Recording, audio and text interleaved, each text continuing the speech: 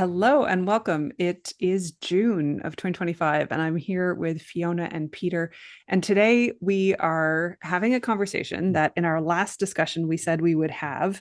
And we got together and had a bit of a discussion because there's so many things to talk about in relation to Shivambhu philosophy, body experience, energetic experience, why we find this so fascinating as a topic, and also the different layers of experience that people report when they do this practice over time.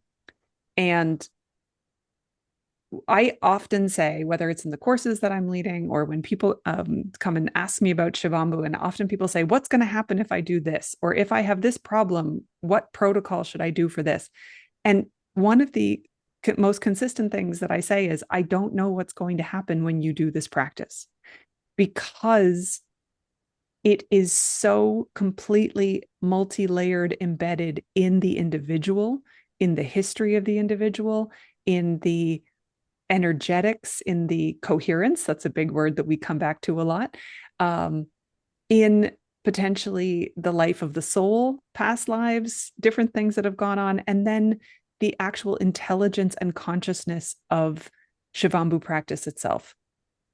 I've seen, if there's anything that keeps repeating in my own experience and the people who I talk to, it's that you work with Shivambhu and unexpected things happen, most of which are very positive. In the end, they're all very positive, but sometimes they're surprising. And so this is part of saying that we want to have discussions that take it further than just, if I put it on my skin, what is going to happen? Or how do I moisturize, right? Which are great, but what are the other pieces that are drawing us forward? So when we talked, one of the things that came up was this idea of coming home to the self, or feeling more like yourself with this practice. And I mean, Peter, did you have anything to add on that off the top? Yeah, okay. Because I can keep talking, but I think I'd like to start bringing in both of you now. Yeah. Um, well, I feel much more connected to my body than I did before I started practicing. And that seems to be connected to feeling calmer and more centered in myself. Um, so I think because of that, my sense of what's happening inside my body and with my moods, I have a clearer, sharper sense of that. And that helps me adjust more quickly and more intelligently. Like, for example, recognizing that I should shift from a working state to a resting state, or maybe that I shouldn't eat anymore, or maybe that I need to eat, that kind of thing. Mm-hmm. Um, I also had a lot of, I didn't think I had a lot of like direct sort of healing experiences, but I started writing them all down, and I've actually got five of them. So at some point I can mention those if you're interested in that. So I my sort of opening reflections were divided into direct healing experiences and the broader experience. And so I've told you about the broader experience. Mm. Um, well, I'm intrigued. I want to hear the other one too. But Fiona, do you Yeah. have a bit of a that first initial sense of, maybe it was the first time you used Shivambu, maybe it was in the first couple of days, and then we'll ask Peter about the other ones, because now I'm intrigued about both. Yeah, I think I remember it real vividly, that especially that first night after my first day, sleeping like a baby, because I've suffered with like hot flashes just permanently, waking up, tossing and turning. And I remember waking up all like the covers, still under your chin. I was like, oh, I actually did feel like a child. I actually felt like any minute now my mum would come in, and say, get up, because and I'd felt so rested, such a deep resting, that just to be in my body with that feeling, I was like, this is pretty powerful. Mm. Because I think that was like there's been the issue for me, like most of my life, is trust. I think I like mentioned it before, but it was allowing myself to trust my body again as well. That's what I found when in those moments, that okay, I can trust this. I can really trust this. Mm. Yeah, I really did. And I had that sense of like, I think I've shared before that I felt like I'd come home to myself. I felt a deep connection within myself because that was another part of my pre-story was the disconnection of feeling in life, you know, and how depressed or anxious or stressed that would make me, that I would always, even in like deep contemplation, I'd be like, what is that? That thing I don't feel really dropped in and connected. So I just associated it with like this disconnect, like incoherence, I feel, Mm. you know, because I was still thinking like in my mind, which was another part of my story. Ah, this works for everybody else, but it's not going to work for you. You know, so I was really aware of thoughts and emotions, and because that was what I was concerned about, where my mind was at, where my emotions were at, and how I thought about myself, how I thought about my body, how I thought about other people in the world. And it was like, for me, it felt so incoherent and disconnected that I couldn't put my finger on it until when I started taking my own plasma in. I was like, how does that, what? How? Now I have to unravel and know, you know. Yeah. So yeah, so that was, it was really deep for me in that way. Yeah. I love both of those reflections. And for me, I felt like there were, because I did 6 months of topical before I drank it. And though even those 6 months of topical, I just felt like I'd been given this incredible gift to know that this was going to help me. And because on my side, dry skin had just been such a problem my whole life. And the idea that I didn't have to carry moisturizer around with me everywhere I went 12 months of the year was so freeing. And the idea that my skin might not look flaky and dry all the time on my face was also just like, really? That could happen? And so it was a physical thing, but it gave me a sense of empowerment right from the beginning, even just with the topical application. And when I started drinking it, then I went right into, well, healing crises, healing opportunities. But that took me right into, do I trust what's going on? And I had this deep sense, because I had the first time I drank all of it was really the first time I drank it at all, like in the same week. And then I had like every symptom of every cold I'd ever had. But there was this center, like this strong center in me that was going, you're fine. You're fine. Everything's okay. Nothing bad is happening. Trust the process. Keep going. And I felt so still and so calm in the middle of all of these physical symptoms that otherwise would be distressing in on some level. It was just like, even just on the level of going, this sucks. I don't want to feel like this. But there was something going, no, no, no, there's a purpose here. There's a purpose here. This is okay. Everything about this is okay. And that aspect of trust came in right away for me. So, yeah, I see this is, everybody expresses it slightly differently. Different people will have a different way of saying it, but that it's making me think of some other things for later and coming back to coherence. Peter, I'd like to go back to what you said about some specific physical things. Yeah, so my UTE practice has been pretty full on for a little more than 3.5 years, and I've made a list of 5 things that I reversed or healed, problems that I, addressed, and most of them are in the first 2 years, and one of them is current, so in year 4. So the first one was that I had this every August. I had a bout of shingles for about 5 years from the age of 60 and maybe 4 years. And it would show up on different parts of my body at the same time every year.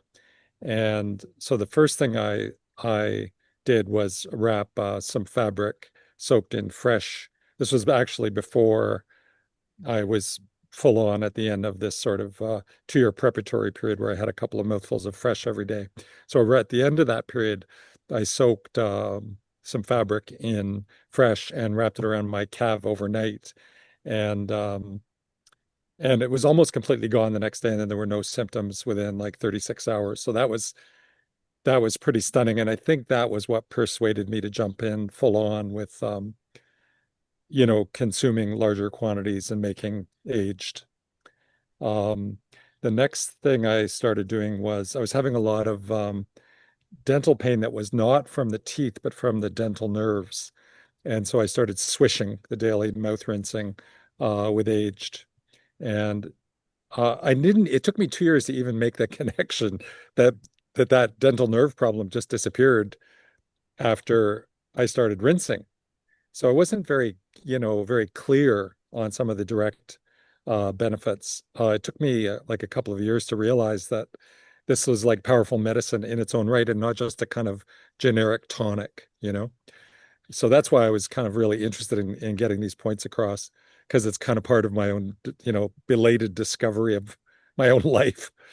My sense of smell and taste started deteriorating in my early 60s, where I became aware of it, partly from remarks by friends of the same age. And it just so happened that I was a little bit kooky, but I was making my aged in open containers in my bedroom. And every night I would sleep in the room, and I started closing the door, and I was like in this kind of Shivambhu respirator or something for at least a year. And incredibly, my sense of smell started coming back and my sense of taste started coming back. And I was enjoying food more because, my teeth weren't uh, aggravated anymore and I could taste food better.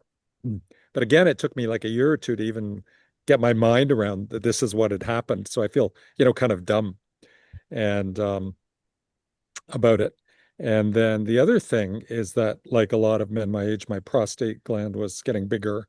And I read in one of the PDFs that you sent to people that, Megan, that you could massage aged into the prostate and it would reverse this condition, which affects your urination in a way that's mostly just super inconvenient.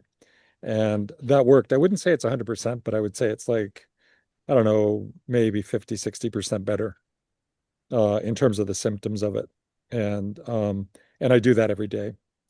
And now in the last, again, showing how slow I am, I've had varicose veins appeared to my horror on my left calf about, I think 18 months ago. And I just got it, into my thick skull like a month or two ago that I could rub aged on it, and damned if it isn't fading out. So those are my five cures. Those are great. Yeah. And I mean, I understand what you're saying, because sometimes with Shivambhu, it is because it's sometimes a process. There is that moment of going, oh, right, I've been doing that. Maybe it changed me. But for those who don't know Peter, uh, I, I find you to be a very astute person and very like on top of the spiritual discussions. But this is something that's true about Shivambhu, is that it can kind of sneak up on you. I saw you nodding as well, Fiona. Was it bringing something to Oh, mind? sorry. I was just in agreement. Yeah. Yeah. So we wanted to start with this conversation and just give a little bit of context for why we would talk about this idea of coming home to ourselves. I hear it from people all the time for many different stories. I could tell another 5 to 10 stories right off the top of my head about how people talk about that. But that also brought us to this idea of, why is Shivambhu expansive? And there's other words that go with that. We've talked about how Shivambhu amplifies other practices. So if you're already a meditator, if you already do yoga, if you already are really connected to nature, and you start, like some people start putting their plants in fresh Shivambhu and letting it sort of infuse, it amplifies those processes, is what we hear from everybody, and doesn't seem to require as much effort. And this also leads to, so there's expansiveness, there's amplification, and that all seems to lead to coherence. And this is another thing that we've talked about quite a few times. But before I keep going on about it, myself, did either of you have anything that you wanted to start with on coherence, expansiveness, or amplification? No, you go for it. Okay. Yeah. Oh, yeah. Peter, did you have? Okay. So I was the the theme of expansiveness.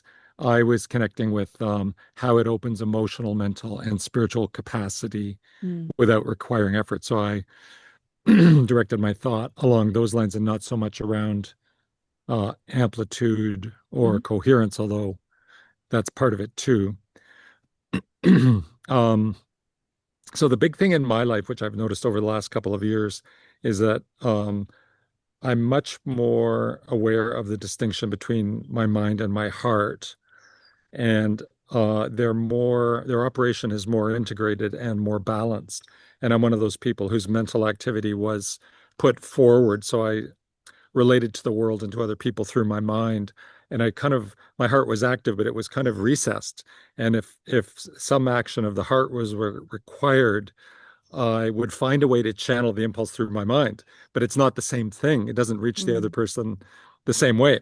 So that has changed how I relate to others, and also how I understand my own life. Like the mind and the heart are still distinct, but they're more of a team now somehow.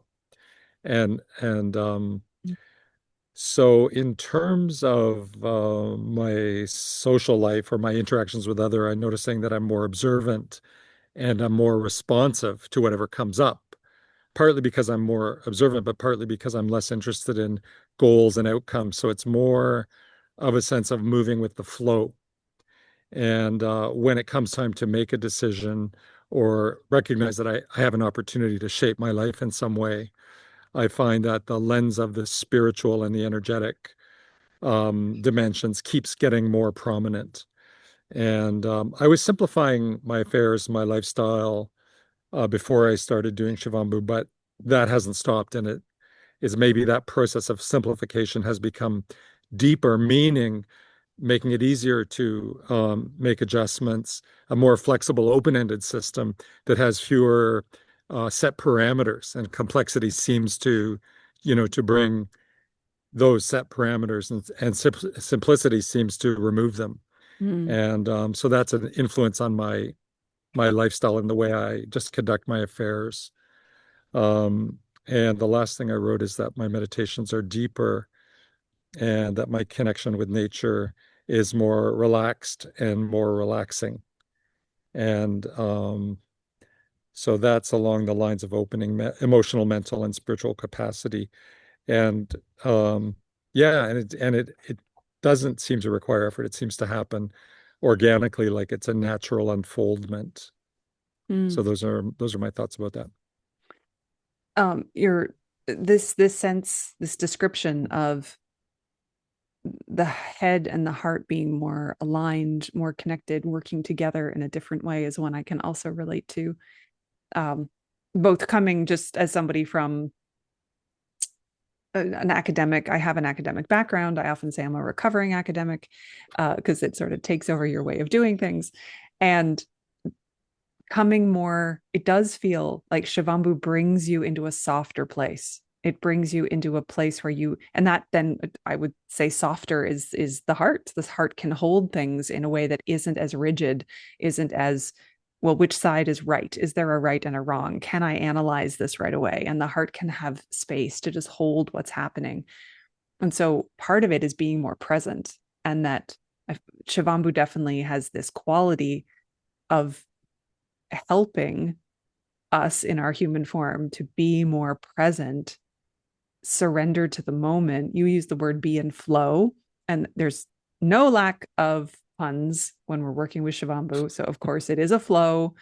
And that's part of why it helps us get into flow, is that when we're responsive to the flow of what's happening in our own body, including either, any way, rubbing it in, drinking it, we are recycling that flow. And the more the more we use our own flow, the more we also amplify or make it easier to follow our own flow without having to remind ourselves of that we need to do that.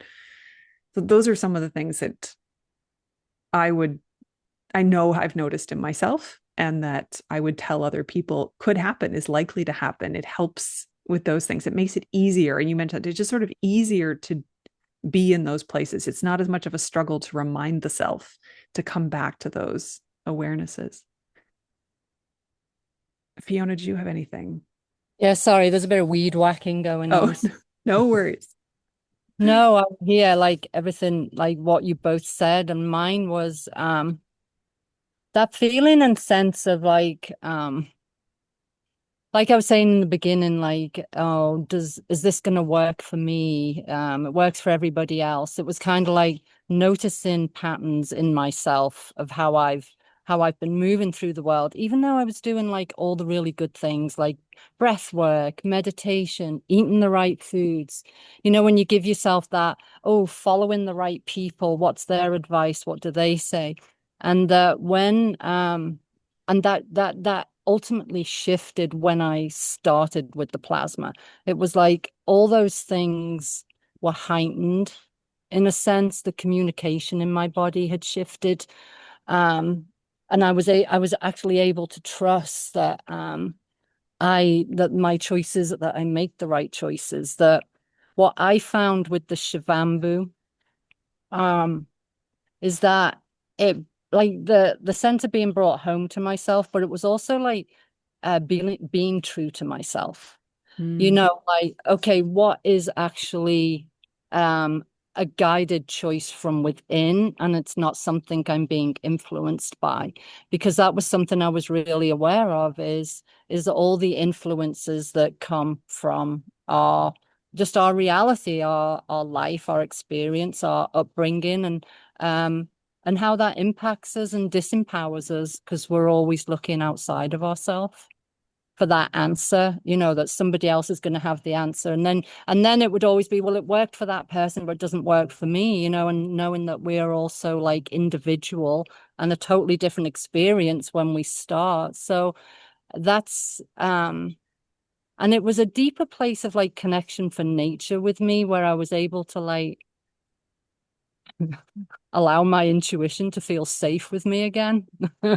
Instead of Mm.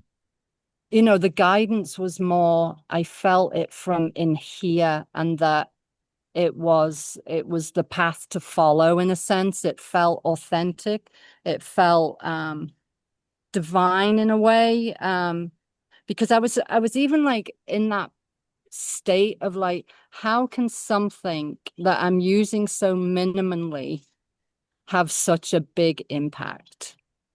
So because I'm a mental head person in that way, I'm like, how is that possible? And then it was remembering about the body, you know, the body knows. And for me, and I think for all of us, is we've stopped listening.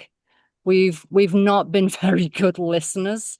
And so that allowed me to be able to drop even deeper into listening and remembering that our body and the intelligence and the knowledge of our body is always upgrading itself. Mm. The body, like, so me introducing myself and the inner fluids and things back into my body's like, oh, okay, how can we upgrade? It's always about upgrading and taking it to the next level, and remembering that that's how the body works, you know, because we've been so programmed to believe like in waste, and the body doesn't know waste. The body doesn't do waste. It does wisdom, you know. It does it. It has a different language to the ones that we try to superimpose over it. So I felt that when I started that journey, that's when that unraveling happens of all what's been overlaid on us to believe about ourselves, to expect for something to happen, to always be having to go somewhere else to get the advice of, oh, is that right? Will that work for me? So yeah, that's just where I went with Mm. what. So the body, it always knows. And we just need to listen, really deeply listen to that truth and trust. Yeah. There's, again, just sort of in these conversations, something I come back to a lot is that when we put Shivambhu in, there's more of us in us. And when there's more of us, it's easier to connect to the intuition, to connect to the information from within, because there's just more of us. It's more evident what is us and what is not us. Where the impulse to do something is coming from is more evident when there's more of you to rely on.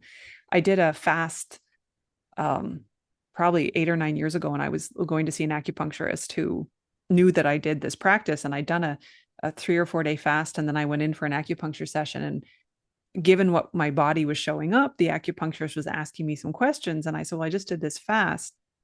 And he made the connection. He said, oh, well, I don't remember what was going on with the points he was looking at, but he said, oh, that makes sense. You were truly alone with yourself. If you were fasting on Shivambhu, you were truly alone with yourself. And that would have, whatever he was seeing, that made sense of some of it, that the energy was flowing in a way that reflected that kind of experience. And I also found that very profound at that moment, because I went, oh, you can tell that I just did something. And that, I mean, I felt it, but to have somebody else be able to tell that there was something going on in my body was also very powerful at that time. What I'm also getting from what you both said is coming back to this idea of resilience. And I didn't want to, I think there's a couple of things I don't want to forget to come back to. But it just, anyway, I want to jump a bit to the resilience and talking about that, because what you both said is that there was a deeper ability, a stronger force, a different way of doing things that seemed to be coming from the Shivambhu practice. And last time we chatted, resilience really came up. And also because in our world at this moment, it seems like, what is the thing that we need? With every week, it seems like there's something happening that we thought would never happen, or was just not now, or not in that way. And that resilience is one of the things that helps us the most navigate what's happening. So I can keep talking on resilience, but that the fact that we all mentioned it specifically, I wanted to ask what your thoughts were on resilience now, because we talked about a week ago. Is there anything else that has come up? And we can't hear the weed whacker at all, Fiona, just so you also know. When you're unmuted, I can't hear it.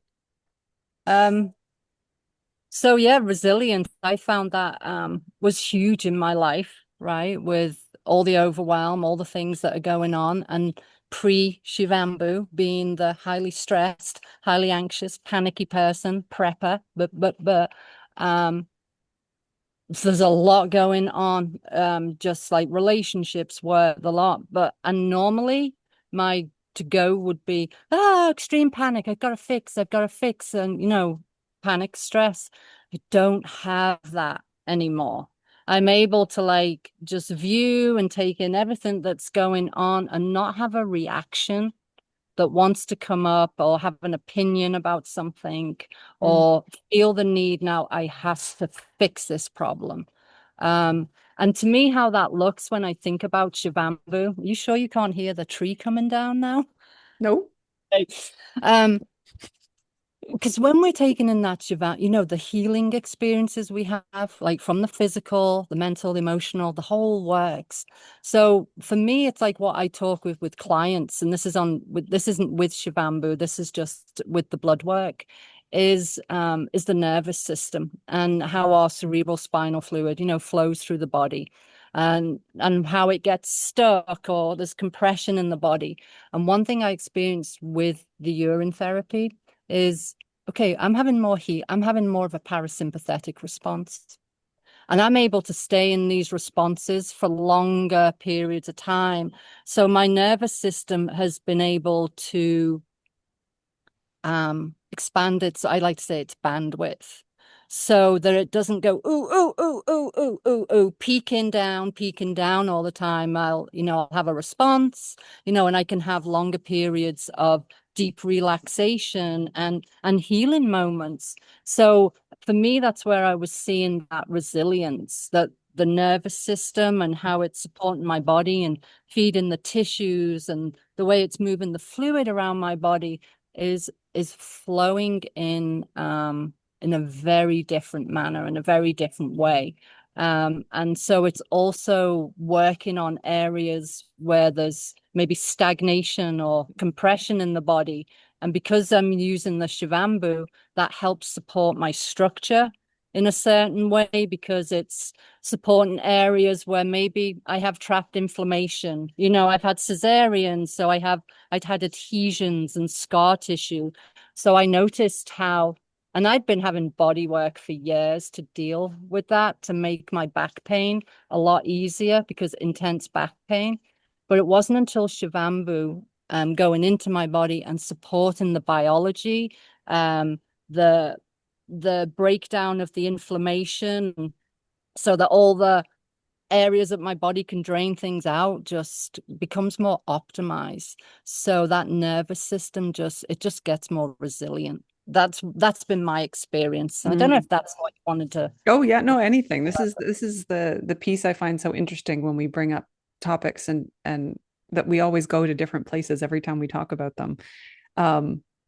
Peter, what were you thinking about with resilience? Yeah. Um, I maybe it's an artificial separation, but I think about emotional and psychic resilience, and I think about physical resilience. And I would say both of them have been upgraded with Shivambhu, and maybe the interaction of Shivambhu with things like meditation and yoga asanas. Probably, I get that sense that it works together, but for sure, everything seems to have resilience seems to have kept growing as I added UT to that mix of things. And the mental and emotional resilience, I would say psychic and emotional resilience is, for example, if you have an experience, a social experience or a conversation with someone that is experienced negatively, like somebody visited the house I'm staying yesterday, and she kept swearing about someone and saying she wanted to kill him and beat him up. And she went on this tirade for about 5 minutes. And I was in another room, but I just, I could barely tolerate it. And I thought, oh God, please get this woman out of this house. And as soon as she was gone, it was like I was able to clear it. So stuff doesn't seem to stick the same way. It doesn't mean that you don't have these subjectively negative experiences, but it's like the recovery time and the processing time, and I believe there always is a reason, for these provocations, because we have to dig a little deeper and sort out this issue and that issue. So I've been noticing that, I would say, especially in the last year. Um, and more I'm inclined to think, well, maybe it's subjectively a positive, social experience, or maybe it's subjectively a negative social experience, but I'm more inclined to think that they're equally valuable now. And even though there's a preference, for the pleasant experience, it's kind of like my thoughts quite quickly organize around, we just got, sidelined here and stuck for 2 hours because somebody didn't tell us X. And it's like, well, what's the learning here? Right. And so that's kind of embracing life more, which is, really pretty fabulous. And in terms of the physical resilience, for me, the test is, because I'm traveling a lot over the past many months. Um, I think about, okay, this is I don't know, 15 hours of flying with a 10-hour time change, and this is going to, ruin my experience for like 10 days. And I wouldn't say, I, I, I've been, rigorous about processing this kind of information, but I have been surprised sometimes, that like a really long, arduous trip, my recovery time is faster than I expected in some ways. And, or if I go through cycles of getting weaker and getting stronger, and I was in a place of getting weaker and had lost some muscle mass, and I was pretty unhappy about that. And I landed in a mountainous terrain, and I was climbing up and down hills on these like endless steps every day. And within 3 days, I was much stronger. And I thought, that's not reasonable, like to gain this much strength in 3 days at my age. And so as I've said before on this platform, I feel like there's aging and reverse aging forces at work in my life, and that hasn't gone away. But I'm pretty sure that the Shivambu is central to the reverse aging part of it. And I haven't figured out what the other part of it is, but that's not the subject of this talk. Yeah. Yeah. I so sometimes where I take it, and that goes with just doing the microscope stuff too, is and it's that question, how I'm just taking this in, how is this experience so big, so profound, so imprinting? Because it does, and so it makes me think more like multidimensionally, because also, just energetically, our biofield and how everything's informed. And I feel like, and this is only through the viewing of observing for so long, that there's very unique patterns within our plasma, because at the end of the day, really, I don't think we really fully know what our plasma is, what its potential, or this perfect fluid. Anyway, what I see is, and I call it like the mother-father relationship that shows up. And when people start with Shivambhu, what I've noticed is that much deeper connection with the mother. And I feel that's like collectively, when we look at nature, the mother, this body, it's nature itself.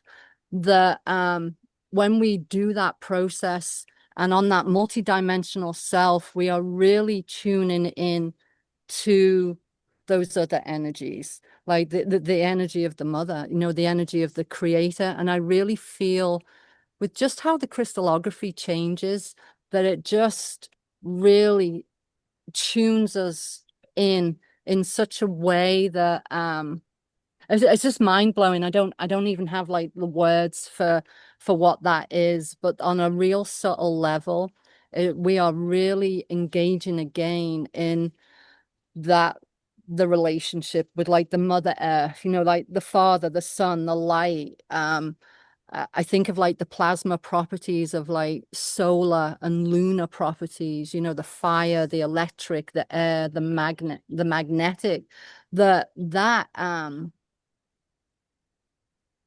there's so many layers to when we take that back in on what is being, I'll say the word, triggered or responded to, that we get to be completely tuned in to whether it's that authenticity, that deeper trust, that I think it's more that connection that we all feel.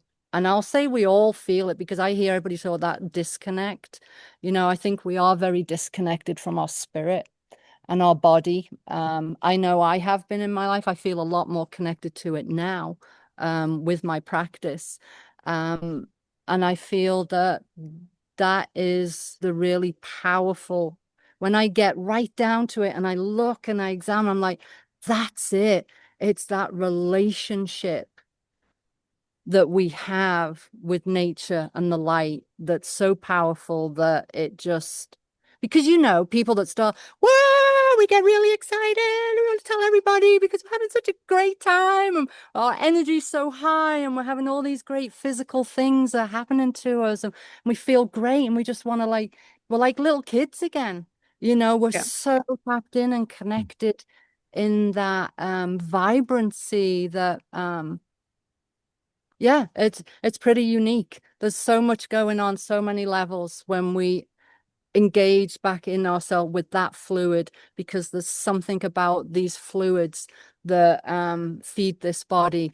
What is it? What's contained in it? Is it the consciousness? Is it the memory? Is it the charge? Is it the voltage? There's so many like pieces to it. So yeah, that's Yeah. what I want. Yeah.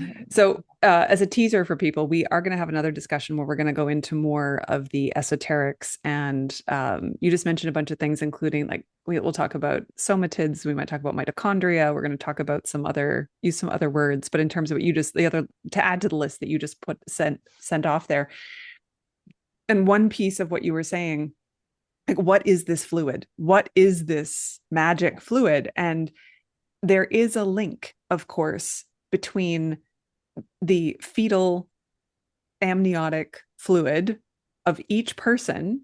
You're inside your mother's body, and she's producing the amniotic fluid. Some of it is being produced by her body, and then some of it gets produced by the fetus. So there is this meeting of, it's always the mother and the fetus together who are creating this fluid.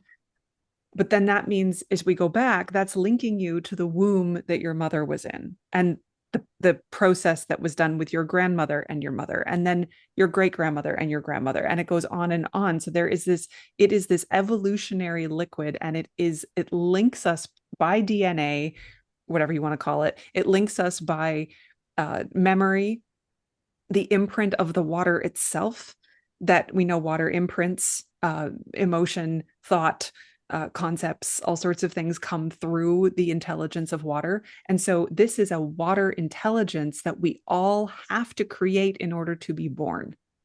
And that stretches back in time through every generation, through every single human. There's no other way to get here than to have that imprint of the water come into us.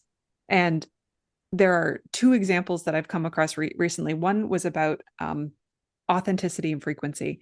And I found the discussion. It was one between Alex Zek and Zach Bush. And there's a little clip up on Instagram. And Zach Bush is talking about, there was a study that was done where they were looking at frequency and emotion. And they put people in a Faraday cage and asked them questions and got them to tell stories. And they expected that love would probably be the highest frequency that they would register. However, there were these annoying blips that kept popping up that had nothing to do with this. Like, it wasn't always the same story. It wasn't the same kind of thing. And finally, that what they connected to was those moments where this higher frequency registered, and also where people said like the hairs on their arms went up. It was those sort of stories. That what was coming through was authenticity. That when people were completely authentic in who they were and how they were recounting their own story, their own emotions, whatever it was that was going on, that authenticity produced this high frequency that was undeniable. And what makes us more authentic in some ways than to return to the blueprint that produced us? When we return to our urine, to our plasma, we're returning to that blueprint that brought us into the world. And so again, when we put more of us into us, we're returning to it cannot be anything but authentic. Your plasma doesn't lie about who you are. Your body can't lie about how it feels. There's never, everything that happens in that sense is the body goes, I'm in pain or I'm not in pain, but it can't lie about that. And when we put the plasma back in, and we start feeling euphoric, and like you were saying, like people start doing plasma Shivambhu, and they get so excited they want to tell everyone, and then they realize not everyone's ready, and then they get really sad about the fact that they can't tell everyone right away. But we find ways to talk to the people who are open about it. And the other little thing that popped up, given what you said, was this idea of the mother and the father energy. And different traditions have different ways of talking about that. But there was one quote that stayed in my head this week. I was watching another video. I think Zach Bush was also involved in this, but it was this idea that the male, we're talking, so male and female, just in terms of archetypes, in terms of, again, like sun, moon, earth, like things like that, not women and men, but male and female energies. And that the male was a force that was able to observe the flow of the female energy. So that the male had a stillness of sorts and the female was in flow. And we could take the sun as an example of, if that's a male energy, it's very stable, right? And yes, we know the sun has flares and it's changing, but in that sense. Whereas if we think of the earth as the female, the earth is doing all these things all the time that are very incredibly flow and dynamic in that way. But you can also look at just, any of the elements, and in terms of water versus fire, and how the stability of heat in fire, whereas the flow of water is so different. So that was another thing that popped into my awareness when you were talking about those things. Either of you want to say anything, given anything popping up? Yeah, Peter. I was thinking about truth, the word truth, when you flagged the theme of authenticity. And for me, one of the ways this issue is showing up is that I'm more aware of like fake narratives in public life. Families have these these dysfunctions, and there's stories, there's explanations, rationalizations for systems of behavior that are not balanced, not healthy, right? Intimate relationships, same thing. And it's like the lies we tell ourselves also about why we do things or why we don't do certain things that maybe we should, why we can't do things that maybe we should. It's like the personal lie is a fractal of the social lie, which is a fractal of the societal lie. And um, but I think we're in the process of flipping all that over and saying, no, this is actually um, what is true for me in my life. And I kind of resist this idea of, oh, that's your truth, that's not my truth, because I think that we are linked through, for want of a better word, objective truths, and the subjective and the objective truths should be harmonized. They shouldn't be polarized. And I hope this isn't too much of a ramble, No. but because of this movement towards, like, let's say, authenticity or truth, I feel like I'm becoming more aligned with reality. And as I Mm. become more aligned with reality, uh, I'm less easily conned, diverted, um, distracted.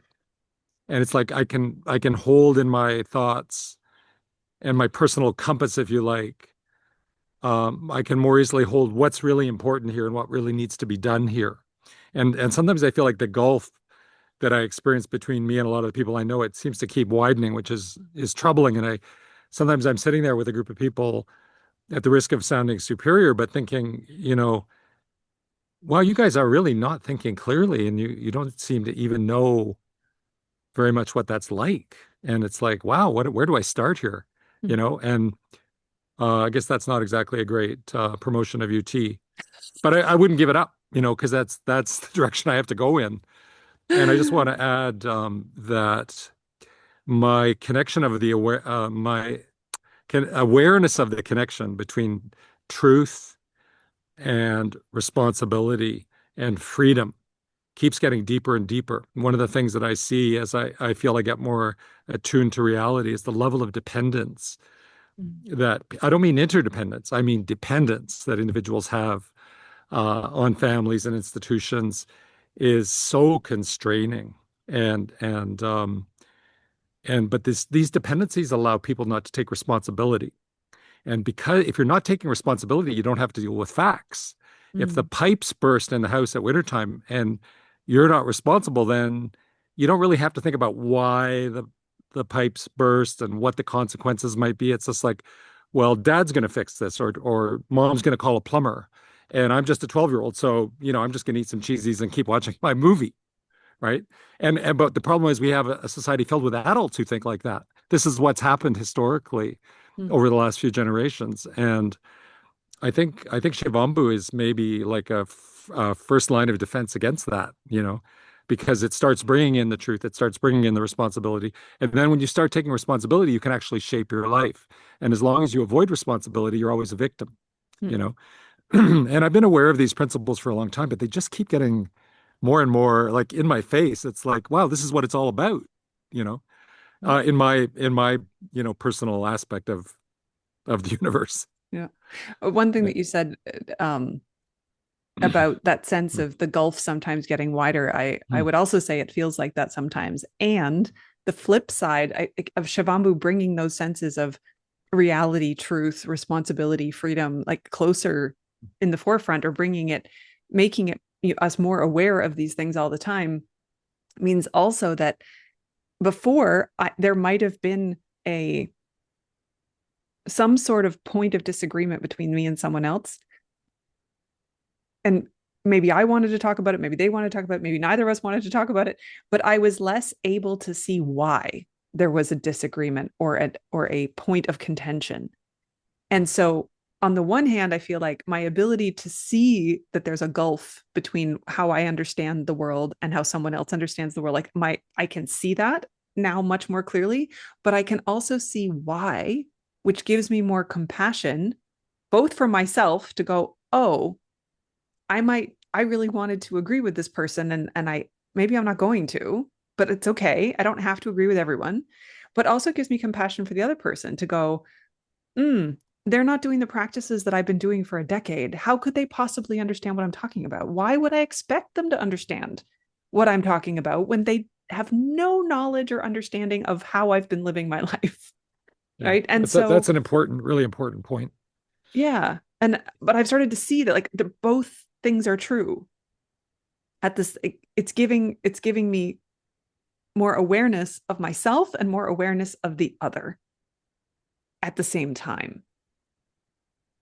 So yeah, that's another thing that you don't see it coming until all of a sudden it's there. And you find yourself going, oh, this has changed in me. I didn't realize this. I think that's one of the biggest things with Shivambhu over time is looking back and going, when did that change? When did I become aware of that? When did I stop reacting to that thing? And it definitely is a process over time. Some things, like Fiona mentioned, the first night going to sleep and feeling like that sleep was different immediately. Like some things are immediate, or 5 years into your Shivambhu practice, you do something one day and you notice the effect. It's so loud. The effect is loud and you catch it. But so many other things are process. And part of that is because the spiritual shifts can happen in a second or a millisecond. Energetic shifts can happen so fast. But the mental shift takes longer, the emotional shift takes longer, and the physical shift takes even longer.